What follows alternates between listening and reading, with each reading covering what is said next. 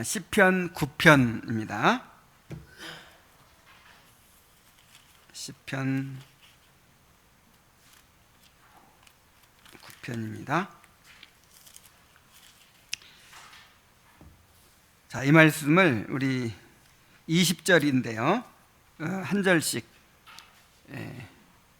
교독을 하겠습니다.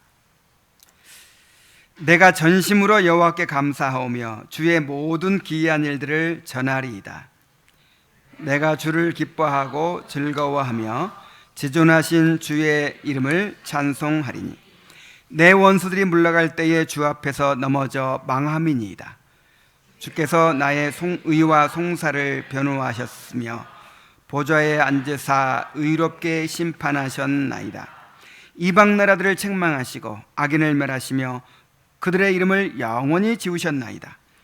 원수가 끊어져 영원히 멸망하였사오니 주께서 무너뜨린 성읍들을 기억할 수 없나이다. 여호와께서 영원히 앉으시며 심판을 위하여 보좌를 준비하셨도다.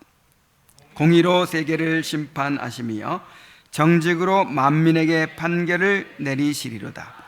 여호와는 압제를 당하는 자의 요새시요 환난 때의 요새시로다. 여호와여 주의 이름을 아는 자는 주를 의지하오리니 이는 주를 찾는 자들을 버리지 아니하심이니이다. 너희는 시온에 계신 여호와를 찬송하며 그의 행사를 백성 중에 선포할지어다.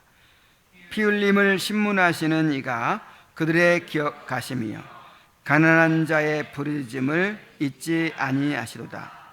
여호와여 내게 은혜를 베푸소서. 나를 사망의 문에서 일으키시는 주여 나를 미워하는 자에게서 받는 나의 고통을 보소서. 그리하시면 내가 주의 찬송을 다 전할 것이요 딸 시온의 문에서 주의 구원을 기뻐하리이다. 이방 나라들은 자기가 판 웅덩이에 빠지며 자기가 숨긴 그물에 자기 발이 걸렸도다. 여호와께서 자기를 알게 하사 심판을 행하셨으며 악인은 자기가 손으로 행한 일에 스스로 얽혔도다. 히카yon 셀라. 악인들이 스올로 돌아가며 하나님을 잊어버린 모든 이방 나라들이 그리하리로다. 궁핍한 자가 항상 잊어버림을 당하지 아니하며 가난한 자들이 영원히 실망하지 아니하리로다. 여호와여 일어나사 인생으로 승리를 얻지 못하게 하시며 이방 나라들이 주 앞에서 심판을 받게 하소서. 여호와여 그들을 두렵게 하시며 이방 나라들이 자기는 인생일 뿐임을 줄 알게 하소서. 셀라. 시편 9편은 다윗이 쓴 시로 감사의 시로 분류됩니다.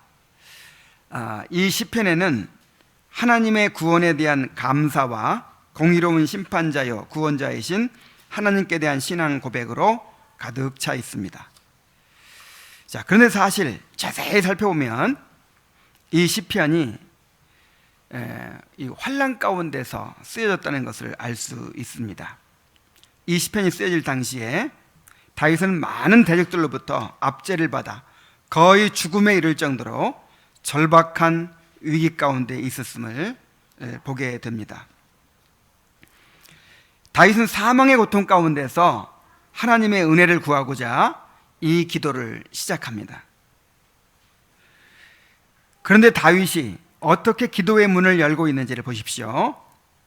다윗은 기도 가운데서 먼저 과거에 베푸신 은혜를 기억하고 감사합니다.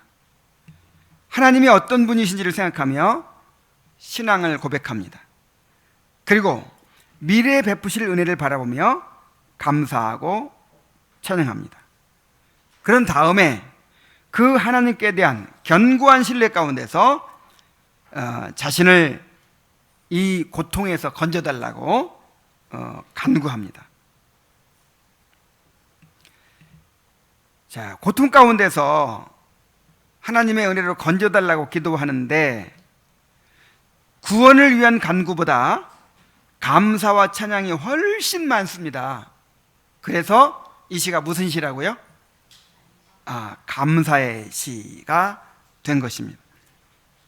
어떻게 고통스러운 상황에서 이토록 아름다운 감사의 시가 나올 수 있었을까요?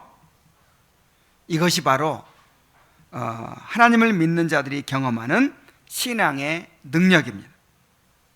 아무리 고통스러운 상황에서도 하나님을 믿는 사람들은 하나님께 감사하고 찬양할 수 있습니다. 이렇게 고통 가운데서 나오는 감사와 찬양을 통해서 하나님이 영광을 받으십니다. 그리고 하나님은 이러한 믿음의 기도에 응답하십니다. 이 시편을 통해서 환경을 초월하는 신앙인의 감사와 찬양을 배우게 되시기를 바랍니다.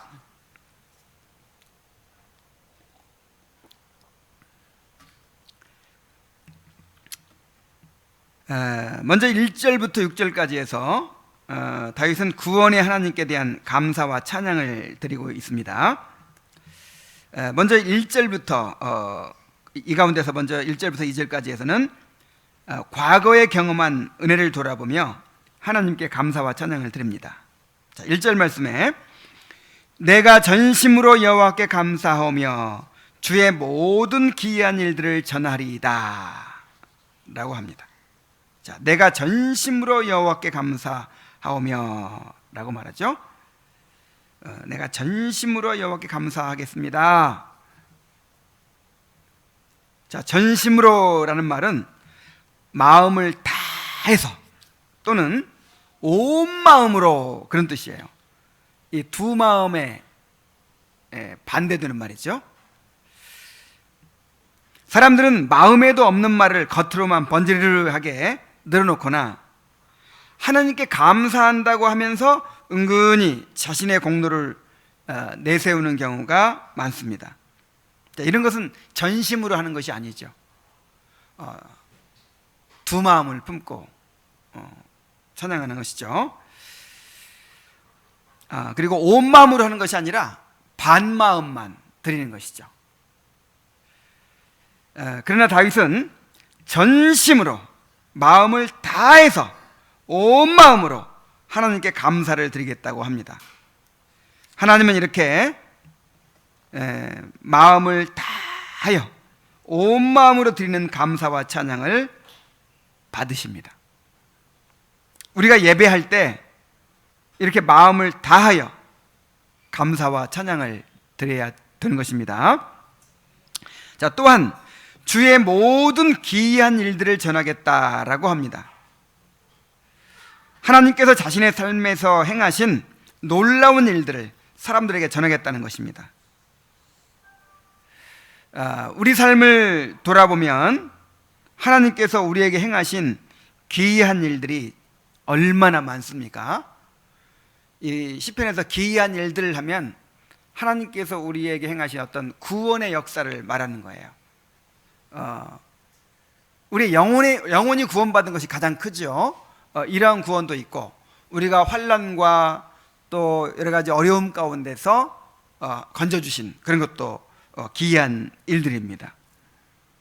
정말 이제 더 이상 길이 없을 것 같은 상황에서 하나님은 기이한 방법으로 우리를 인도하신 일들이 얼마나 많은지 모릅니다. 또한 자격 없는 자들에게 베푸신 은혜가 얼마나 많습니까? 그런데도 조금만 어려움이 생기면 그동안 역사하셨던 기이한 일을 베푸셨던 그 일들을 다 잊어버리고 낙심하고 불평하고 원망한다면 어떻게 우리가 하나님을 믿는 사람이라고 할 수 있겠습니까? 그러므로 이 시인처럼 주께서 우리 삶에 이루어 주신 기이한 일들 절대로 잊지 말아야 될 줄로 믿습니다. 우리에게 베푸신 하나님의 은혜를 감사하고 찬양하고 그 하나님을 증거해야 합니다. 또 2절에 보면은 내가 주를 기뻐하고 즐거워하며 지존하신 주의 이름을 찬송하리니 라고 합니다. 자, 다윗은 하나님께서 베푸신 은혜를 기억하고 감사할 뿐만 아니라 더 나아가서 내가 주를 기뻐하고 즐거워하겠다라고 다짐합니다. 이 말은 오직 하나님 안에서만 기쁨을 찾고 오직 하나님 안에서만 위로를 찾겠다라는 것입니다. 어떠한 고통과 시련 속에서도 하나님만을 자신의 행복으로 삼겠다라는 다짐입니다. 이것이 신앙의 본질이죠. 내가 재앙을 당하지 않기 위해서 또는 하나님께 무언가를 얻어내기 위해서 하나님을 섬기는 것이 아니라 하나님 자신을 나의 즐거움으로 삼는 것입니다. 거듭난 사람만이 이렇게 하나님을 기뻐하고 즐거워할 수 있습니다. 하나님을 즐거워한다는 것은 하나님을 사랑하고 하나님을 알아간다는 뜻이요, 하나님의 뜻과 성품을 따라서 거룩하고 의로운 삶을 추구한다는 것입니다. 그러니까 하나님과 함께 간다는 것이죠. 하나님의 길을 간다는 것이죠. 하나님은 이렇게 하나님을 즐거워하는 자에게 역사하십니다. 시편 37편 4절에서 또 여호와를 기뻐하라, 그가 내 마음의 소원을 내게 이루어 주시리로다 그랬어요. 자, 어떻게 하라고요? 여호와를 기뻐하라. 그 여호와를 기뻐하게 하는 것이 우리를 향한 하나님의 목적이에요. 하나님을 우리에게 상급으로 누리게 해주시겠다고 하는 것이 하나님의 언약이잖아요. 하나님을 상급으로 누린다는 게 뭐예요? 하나님을 즐거워하는 것이죠. 하나님으로 나의 행복을 삼는 것이죠. 하나님으로 인하여 행복해지는 것이 바로 우리를 향한 하나님의 목적입니다. 그래서 여호와를 기뻐하라, 그러면 내 마음의 소원을 이루어 주시리로다, 이렇게 말씀하고 있는 거예요. 자, 이렇게 하나님을 즐거워함의 극치가 무엇이냐면 바로 찬송하는 것입니다. 그래서 다윗은 내가 주를 기뻐하고 즐거워하며 지존하신 주의 이름을 찬송하리니 라고 말합니다. 우리가 행복으로 삼는 것이 우리의 입술과 삶으로 드러나게 되어 있습니다. 우리가 하나님을 즐거워한다면 입술로 찬송하고 우리의 삶으로 하나님을 높이는 사람들이 되어야 하는 것입니다. 자, 이제 3절부터 6절까지 해서 하나님께 대한 감사와 찬양의 이유를 이야기합니다. 과거에 어떤 은혜를 베푸셨는지 그 일들을 열거하면서 이것 때문에 내가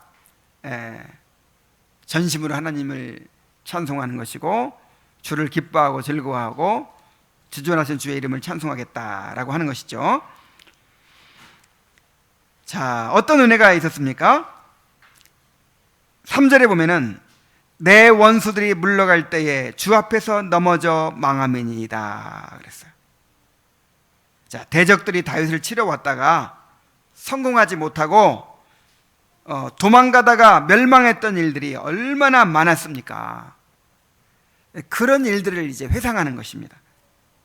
또 4절에 보면은 주께서 나의 의와 송사를 변호하셨으며 보좌에 앉으사 의롭게 심판하셨나이다.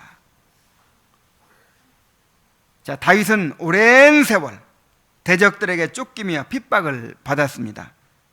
너무나도 억울한 일을 많이 당했죠.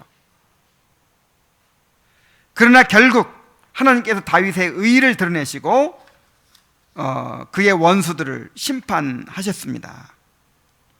그래서 이것을 주께서 나의 의와 송사를 변호하셨으며 보좌에 앉으사 의롭게 심판하셨나이다 라고 고백하는 것입니다. 또 5절에 보면은 이방 나라들을 책망하시고 악인을 멸하시며 그들의 이름을 영원히 지우셨나이다 라고 고백합니다. 다윗의 원수들을 하나님이 얼마나 철저히 응징하셨는지 이 점층법을 사용해서 표현합니다. 자, 다윗을 대적하던 이방 나라들을 맨 처음에 어떻게 하시고 책망하시고, 그냥 이 책망하셨다는 것은 이제 막 벌을 주셨다는 건데, 자, 벌을 주신 정도가 아니고 그 다음에는 어떻게 하셨어요? 멸하시고, 아예 그냥 멸망시켜 버리셨어요. 그걸로 끝나는 것도 아니에요. 어떻게 하셨다고 했습니까? 그들의 이름을 영원히 지우셨다고 합니다. 그래서 이름을 지우셨다는 말은 그들의 이름이 사람들의 뇌리에서 완전히 사라지게 한다는 것으로 그야말로 철저하게 파멸시키셨다는 것을 의미합니다. 그러니까 하나님께서 이 다윗의 원수들을 자기의 원수로 여기신 거예요.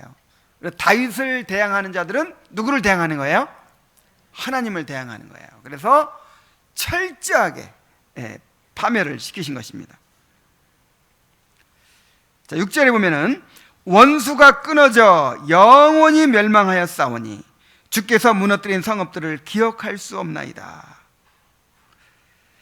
자, 하나님이 다윗을 도우셔서 원수를 물리쳐 주시고 원수들을 정복하게 해주신 것이 너무 많아서 기억할 수도 없다는 거예요.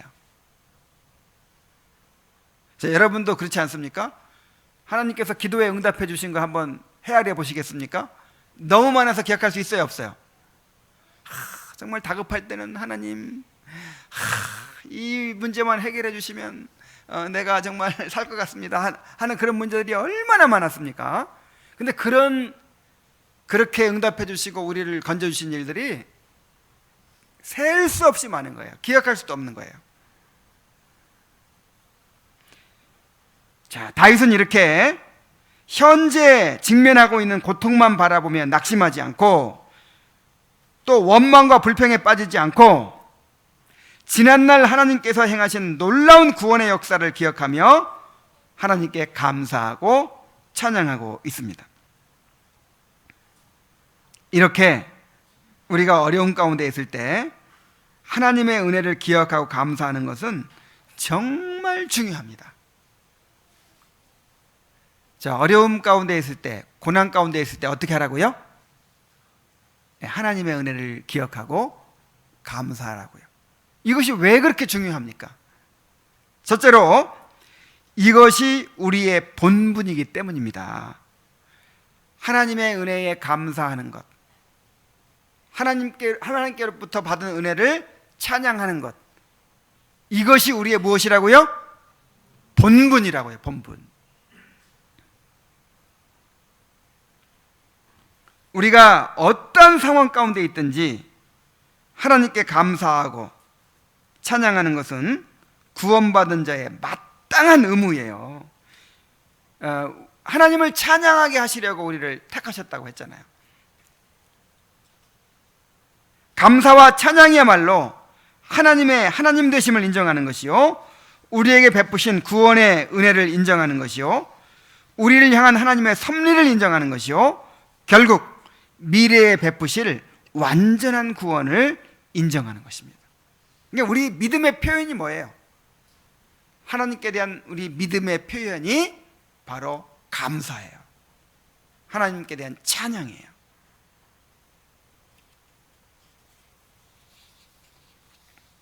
자, 둘째로 그래야만 우리가 하나님께 대한 믿음을 잃지 않고 현재의 어려움을 이겨낼 수 있기 때문입니다.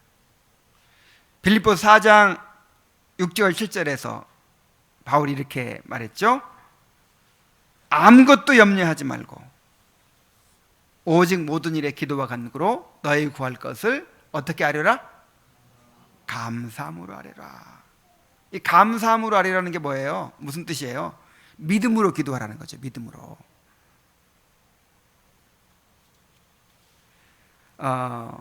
과거에 나에게 베푸셨던 그 은혜를 기억하고 감사하면서, 그리고 앞으로도 하나님께서 나를 은혜로 인도해 주실 것을 믿는 믿음으로 그렇게 기도하라는 것이죠.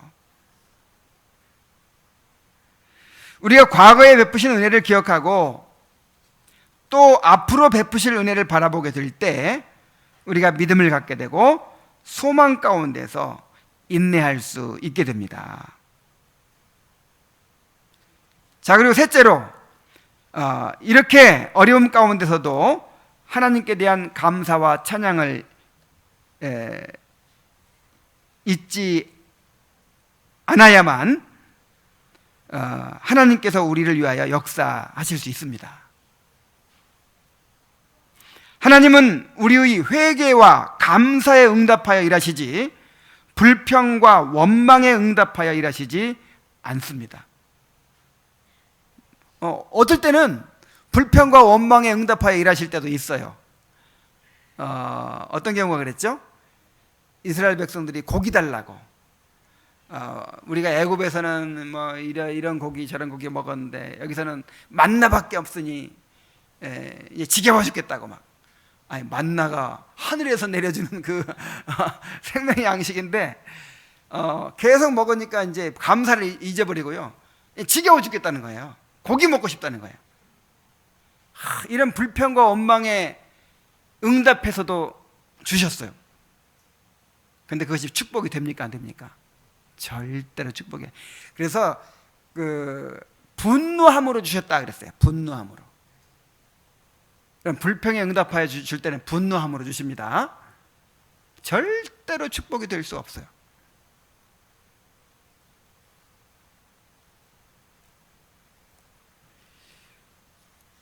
그래서 하나님은 우리가 회개할 때까지, 감사하게 될 때까지 기다리십니다. 여러분, 우리에게 고난을 주시는 목적이 뭐예요? 어려움을 주시는 목적이 뭐예요? 우리를 낮추시고 우리를 깨뜨리시고 우리를 회개케 하시는 거잖아요. 하나님의 은혜를 기억하게 만들고 하나님께 감사하게 만드시는 거잖아요. 그 목적이 아직 안 이루어졌어. 아직 그냥 계속 불평하고 원망하기만 해요. 그런데 어떻게 하나님께서 주실 수 있습니까? 주셔도 그게 복이 된다고요, 안 된다고요? 안 돼요. 이스라엘 백성들이 진정으로 회개하지 않고 진정으로 하나님께 감사하지 않는 상태에서 하나님께서 건져주시죠. 이 사람들은 아예 회개를 안 하니까, 이러다가는 아예 멸망하게 생겼으니까 어쩔 수 없이 하나님이 그냥 건져주세요. 그래서 이것이 그들의 성장에 도움이 됐습니까? 신앙에 도움이 됐습니까? 전혀 도움이 된 게 없어요.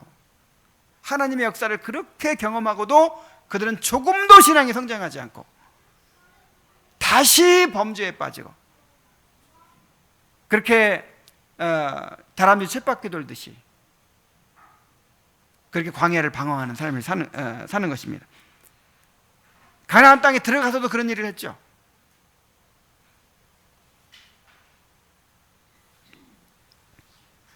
그러므로 정말 하나님께서 역사하시기를 기대한다면 속히 회개와 감사를 회복해야 합니다. 다시 말씀드립니다. 하나님은 회개하는 자에게 응답하십니다. 하나님은 감사하는 자에게 응답하십니다. 불평하고 원망하는 자에게 응답하여 일하시지 않으십니다. 그래서 시편 37편 4, 5절에 또 여호와를 기뻐하라, 그리하면 내 마음의 소원을 이루어 주시리로다, 이렇게 말씀하신 것이죠. 자, 이제 다윗은 공의로운 심판자를 향한 신앙 고백을 하고 있습니다. 7절부터 12절까지의 말씀입니다. 그 중에서 7절부터 8절까지에서 하나님이 공의로운 심판자이심을 고백합니다. 그러니까 지금까지는 지금 어려움 가운데 있는 거예요. 다윗이 정말 거의 생명이 경각간에 달릴 정도로 큰 어려움 가운데서 지금 다윗이 지금까지 한 것이 뭐예요? 과거에 베푸신 은혜를 돌아보면서 하나님께 감사하고 또 하나님을 찬양했죠. 그리고 내가 하나님을 즐거워하겠다고 또 하나님을 찬송하겠다고 그렇게 이제 다짐을 했습니다. 자, 그러면 다음으로는 이제 그 하나님 자신을 바라보는 거예요. 하나님 자신을.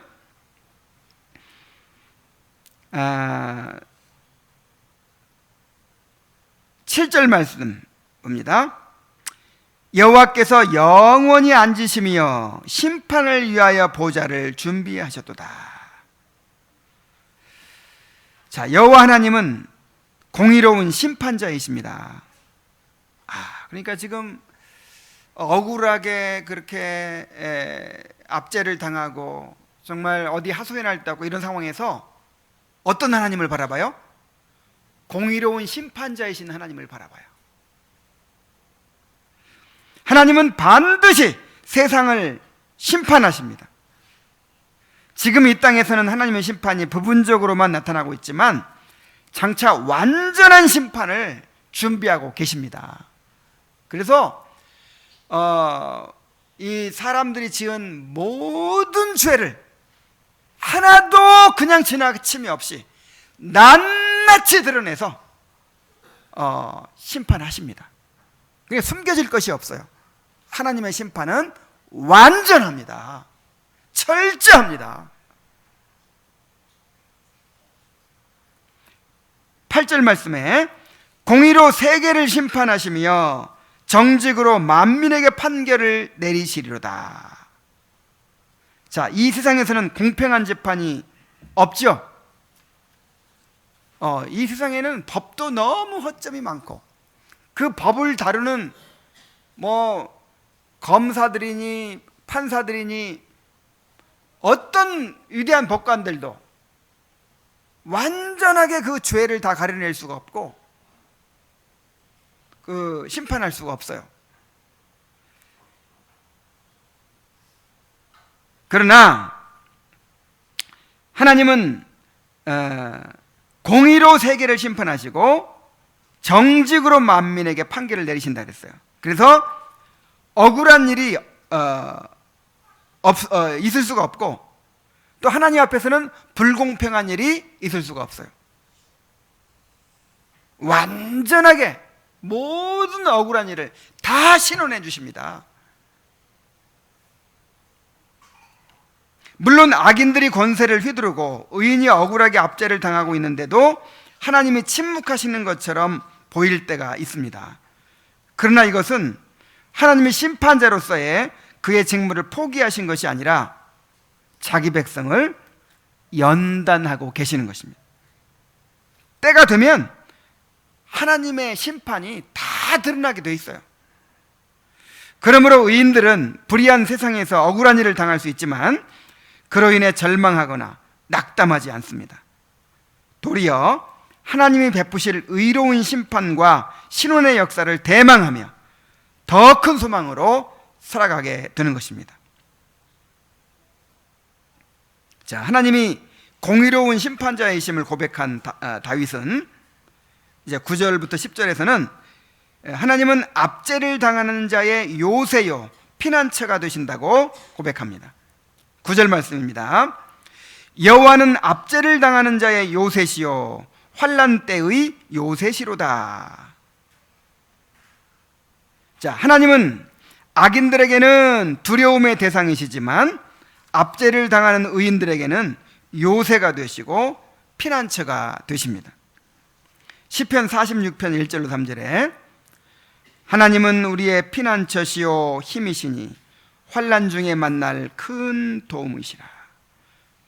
그러므로 땅이 변하든지 산이 흔들려 바다 가운데 빠지든지 바닷물이 흉용하고 뛰놀든지 그것이 넘침으로 산이 요동할지라도 우리는 두려워 아니하리로다. 자, 하나님은 우리의 요새가 되시고 피난처가 되십니다.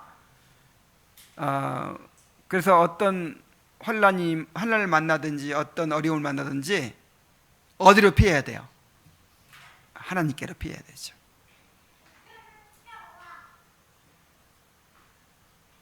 고통 가운데서 아무도 의지할 데가 없다고 느낄 때, 아무도 내 사정을 알아주지 않는다고 느껴질 때 하나님을 요새로 삼으시고 자신의 피난처로 삼으시기 바랍니다.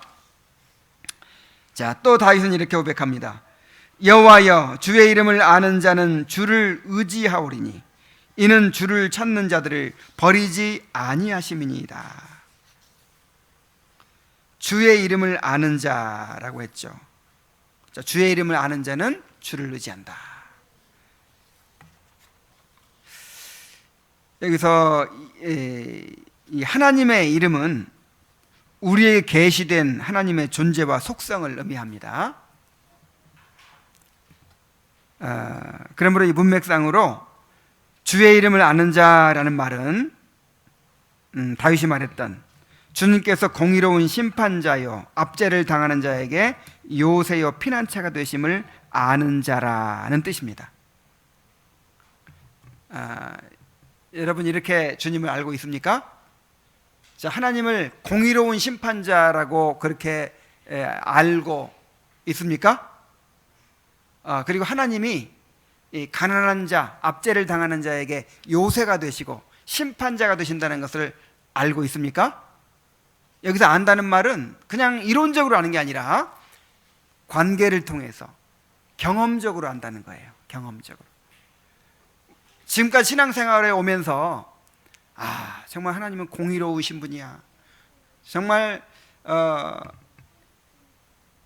우리의 인간의 죄를 정확하게 심판하신 분이고 또 우리가 하나님을 위해서 희생하고 또 하나님을 섬기는 것에 대해서 조금도 잊어버리지 않으시고 갚아주시는 분이야.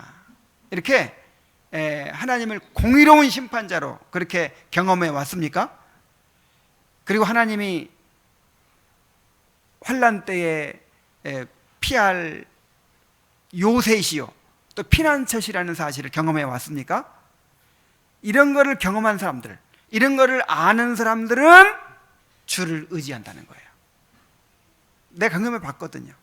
내가 간절히 하나님 앞에 울고 부르짖을 때 하나님께서 응답해 주셨던 경험이 있거든요. 정말 이제는 끝장이다, 이제는 더 이상 방법이 없다고 생각했을 때 하나님께서 긍휼히 여겨 주시고 나의 기도를 들으시고 내가 전혀 생각지도 못했던 그런 길을 열어주신 그런 경험들을 했거든요. 그래서 이런 이 주의 이름을 아는 자들은요 주님을 의지해요.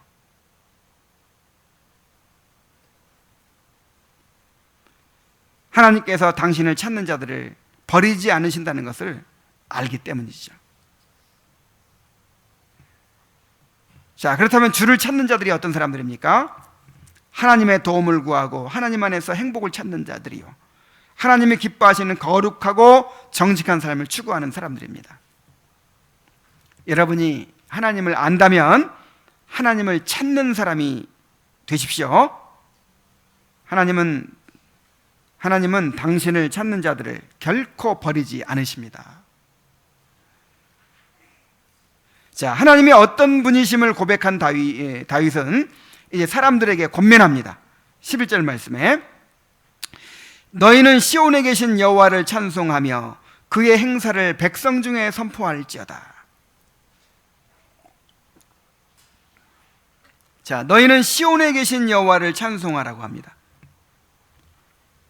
하나님께서 구원을 베푸시는 목적은 그 구원받은 자들로 하여금 자신의 은혜의 영광을 찬송하게 하기 위함입니다. 그러므로 놀라운 구원을 체험한 사람들이 하나님을 찬양하지 않고 감사하지 않는다면 이보다 더 배은망덕한 일이 없습니다. 그러므로 구원받은 사람들은요 어떤 상황 속에서도 어떤 처지에서도 하나님을 찬송하기를 잊지 말아야 돼요. 감사하기를 잊지 말아야 돼요. 자, 그런데 여호와를 찬송하는데 어디에 계신 여호와를 찬송하라 그랬어요? 시온에 계신 여호와를 찬송하라. 자, 시온이 어디를 가리킵니까? 예루살렘을 가리키고 예루살렘에 있는 하나님의 성전을 가리킵니다. 그러므로 시온에 계신 여호와는 하나님께서 예루살렘의 성전에 당신의 이름을 두시고 당신의 백성들을 의로 통치하시며 그들의 경배를 기뻐 받으시는 분이라는 사실을 나타냅니다. 그러니까 시온에 계신 여호와를 찬송하라 하는 말은 예루살렘 성전에서 백성들과 함께 찬송하라는 것이죠. 그래서 하반절에 그의 행사를 백성 중에서 선포할지어다 이렇게 말하는 거예요. 자, 어디 선포해요? 그의 백성 중에서. 이 구절에 대한 주석에서 칼빈은 이렇게 말합니다. 잘 들어보세요. 거기에도 있을 거예요. 우리들은 하나님의 말씀에 정하신 바에 따라서 순수하고 올바른 방법으로 그를 경배하는 신실한 자들이 함께 모여서 엄숙하게 신앙적인 예배를 드릴 때 그곳이 어느 곳이든 그분께서는 은혜롭게 거기에 임재하시며 그들 가운데 주관하고 계시다는 점을 전적으로 확신하도록 하자. 이게 무슨 말이에요? 교회의 중요성을 보여주는 말이에요. 우리는 교회를 통해서 하나님의 구원을 경험하며 교회를 통해서 하나님을 예배하게 됩니다. 그러므로 교회를 사랑하고 교회를 세우는 일을 통해서 우리가 하나님께 영광을 돌리게 되는 것입니다. 시온에 계신 여호와를 찬송하라. 이 말은 이 교회를 통해서 역사하시는 하나님, 이 교회를 통해서 임재하시고 교회를 통해서 역사하시는 그 하나님을 찬송하라는 것이죠.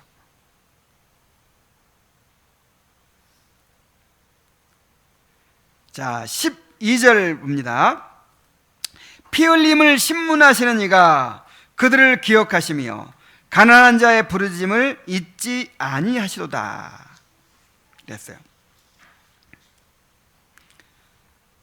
자, 우리가 시온에 계신 여호와를 찬송하며 그의 행사를 선포해야 하는 이유에 대하여 말하는 것입니다.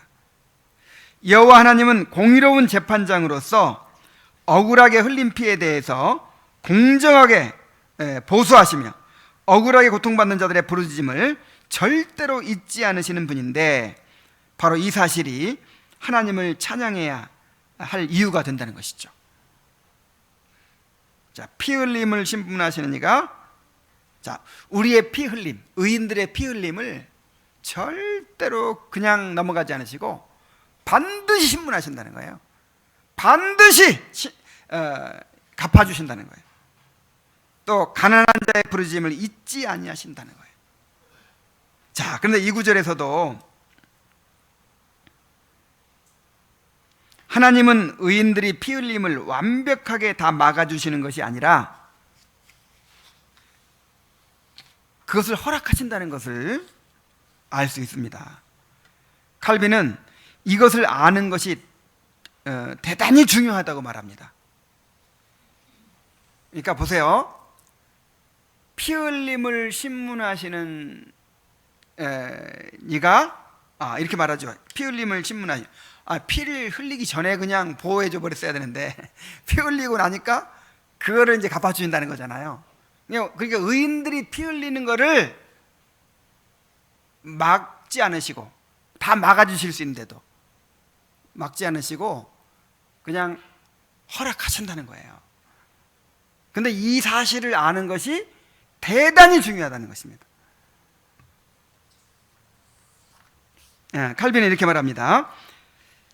하나님께서는 항상 우리들이 원하시는 대로 신속하게 상처를 중단시켜 주시거나 맨 처음부터 악인들의 시도를 파괴하시는 것이 아니라 자신의 도움을 철회하고 지연하심으로 우리들이 공연히 외친 것처럼 보이게 되는 경우가 많다는 점을 계속 강조하고 있다.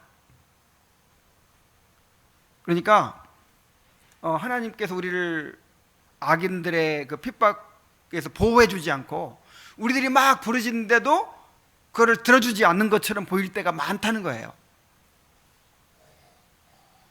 이는 우리가 알아야 할 중요한 진리이다. 왜냐하면 우리가 우리의 생각대로 하나님의 도움을 측량한다면 우리의 용기는 때때로 우리를 실패시키고 결국에 가서 우리의 소망은 산산조각이 나며 절망과 낙담으로 이어지고 말기 때문이다. 그래서 우리는 우리 생각대로 하나님을 믿는다는 거예요. 아, 내가 이렇게 열심히 부르짖었으니까 하나님이 뭔가 이렇게 어떻게 내가 구한 대로 이루어 주시겠지. 그렇게 예상을 했는데 하나님이 그렇게 안 들어주시는 거예요.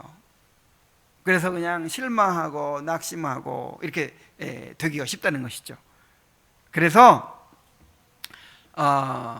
하나님께서 그 악인들의 그 핍박과 그 압제 가운데서 의인들의 피를 흘리는 가운데서 우리를 건져주지 않으시고 우리가 간절히 부르짖을 때 응답해 주지 않는 것도 하나님의 뜻이라는 사실, 그걸 우리가 알고 있어야 된다는 거예요. 그래서 어떤 결과가 오더라도 어떤 상황에서도 하나님이 우리를 섭리하고 계시고 또 우리와 함께하고 계시고 하나님은 완전하게 우리를 인도하고 계신다는 사실을 신뢰할 수 있어야 된다는 거예요.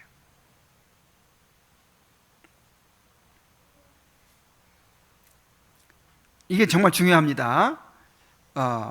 그냥 이 일이 되어가는 그런 환경에 따라서 우리 믿음이 흔들리고 우리 마음이 흔들려서는 안 된다는 것을 말하는 거예요, 지금. 자, 그렇다면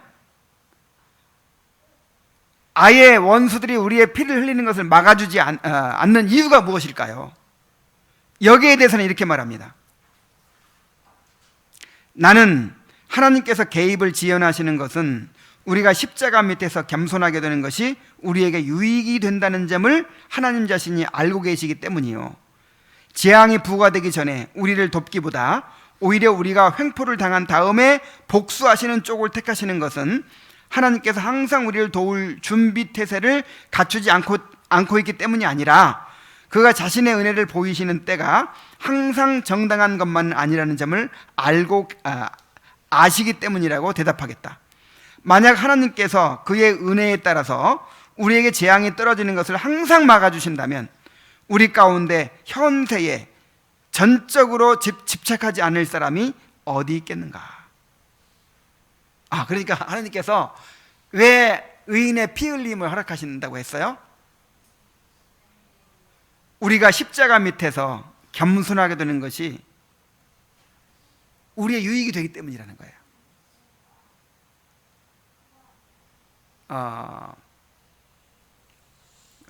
칼빈이 그런 말을 했죠. 그리스도인의 삶에 세 가지 요체가 있는데 자기 부인과 십자가와 내세에 대한 묵상이다. 우리는 끊임없이 자기 의의가 깨어지고 자기가 죽는 과정으로 나아가야 돼요. 이게 성화예요. 내가 죽는 거예요. 내가 부인되는 거예요. 근데 내가 죽는 것을 좋아할 사람이 어디 있겠습니까? 그래서 하나님께서 우리를 자기 부인을 도와주시는 방법이 뭐냐면 십자가라는 거예요. 십자가를 통해서 내가 깨어지고 내가 죽는 것을 경험하게 되는 거죠. 그때 우리는 이제 이 내세에 대한 묵상을 통해서 하나님께서 우리에게 허락하신 그 언약을 바라보면서 그 영원한 기업을 바라보면서 이제 이 십자가를 달게 지고 가게 된다는 것이죠. 자, 만약에 하나님께서 우리에게 재앙이 떨어지는 것을 항상 막아주신다면 이 현세에 전적으로 집착하지 않을 사람이 아무도 없을 거라는 거예요. 이 세상에 대한 사랑, 이거는 우리 스스로 끊어버릴 수가 없는 거라는 거예요. 그래서 십자가를 통해서 십자가를 우리에게 지워주심으로 이제 세상에 대한 사랑을 끊어버리게 만드시고 세상에 대한 집착에서 벗어나게 만들어 주신다는 거예요. 그러니까 결국 우리의 유익을 위해서 우리의 유익을 위해서, 우리의 구원을 이루어 가시기 위해서 이제 허락하시는 십자가죠.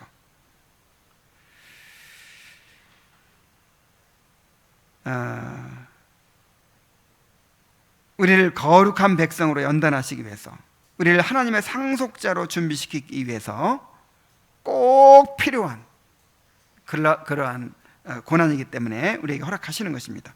그러므로 환난과 핍박을 허락하실 때에도 의를 위하여 핍박을 받는 자는 복이 있다라고 말씀하신 주님의 말씀을 기억해야 될 줄로 믿습니다. 자, 의를 위하여 핍박을 받는 자가 복이 있다는 걸 믿으십니까? 이 말은 의를 위하여 억울하게 핍박받는 자는 정말 행복한 사람이다, 그런 뜻이에요. 정말 행복한 사람으로 여기시기 바랍니다. 그러나 비록 하나님이 우리로 고난받게 하실지라도 피 흘림을 신문하시는 이가 그들을 기억하시고 가난한 자의 부르짐을 잊지 아니하신다는 사실을 항상 기억해야 합니다.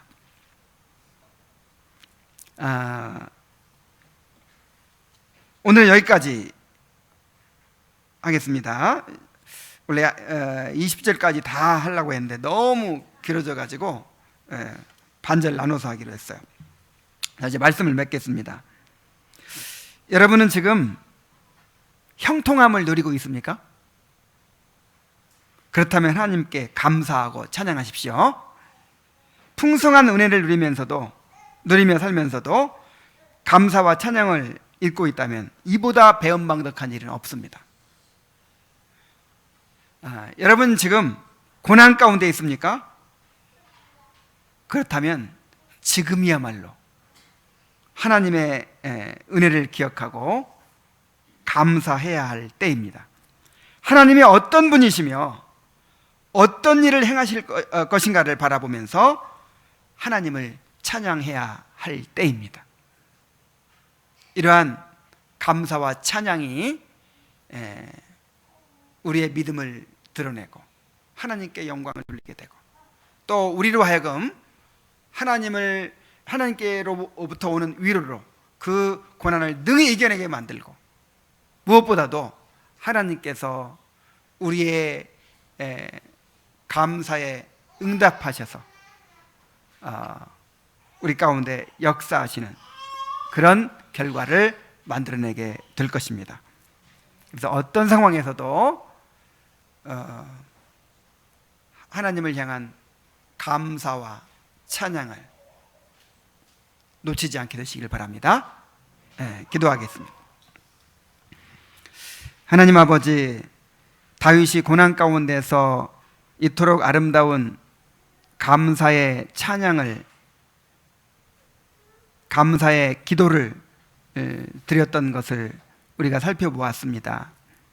아버지 하나님, 구원받은 자들은 하나님을 찬양하지 못할 상황이 없고 하나님께 감사드리지 못할 상황은 없습니다. 아버지 하나님, 우리가 감사하기를 잊지 않게 하시고 찬양하기를 잊지 않게 하여 주시옵소서. 찬양을 통해서 감옥문을 열었던 바울처럼 어떠한 상황에서도 하나님을 향한 감사와 찬양으로 그 고난을 이겨내게 하시고 하나님의 역사를 경험하게 될 수 있도록 인도하여 주시옵소서. 예수님의 이름으로 기도하옵나이다. 아멘.